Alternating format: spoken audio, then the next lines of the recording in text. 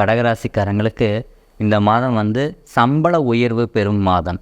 பணியிட மாற்றம், இருப்பிட மாற்றம், ஒரு புது வேலை கிடைக்கிறது, புது வீட்டுக்கு போகிறது, ஒரு இடத்துல இன்னொரு இடத்துக்கு ஷிஃப்ட் ஆகிறது, அந்த மாதிரி விஷயங்கள்லாம் இவங்களுக்கு நடக்கும். வீட்டில் ஒரு பொருள் சேர்க்கை நிறைய வாங்கிறதுக்கு உண்டான விஷயங்கள்லாம் இவங்க ஸ்டார்ட் பண்ணக்கூடிய மாதமாக இந்த மாதம் இருக்குது. இன்கம் இன்க்ரீஸ் ஆயிரும். At least additional source of income ஆகுது. இப்போ ஜாபுக்கு போயிட்டு இருந்தாங்கன்னா அடிஷ்னலாக பிஸ்னஸ் பண்ணுவாங்க. பிஸ்னஸ் பண்ணிட்டு இருந்தாங்கன்னா அடிஷ்னலாக வேறு ஏதாவது ஒரு பிஸ்னஸை எக்ஸ்பேண்ட் பண்ணுவாங்க. அந்த மாதிரி சொல்லலாம். புது வண்டி வாங்கக்கூடிய மாதமாகவும் இந்த ஆவணி மாதமாக இருக்குது. இவங்க கவனமாக இருக்க வேண்டிய விஷயம்னு பார்த்தா அவப்பேர் ஏற்படும் காலகட்டமாக இந்த ஆவணி மாதம் இருக்குது. அப்போ என்ன, இவங்க பேச்சில் மிக கவனம் தேவை. அடுத்த நண்பர்களுடன் பழகுவதில் மிக கவனமாக இருக்க வேண்டும்.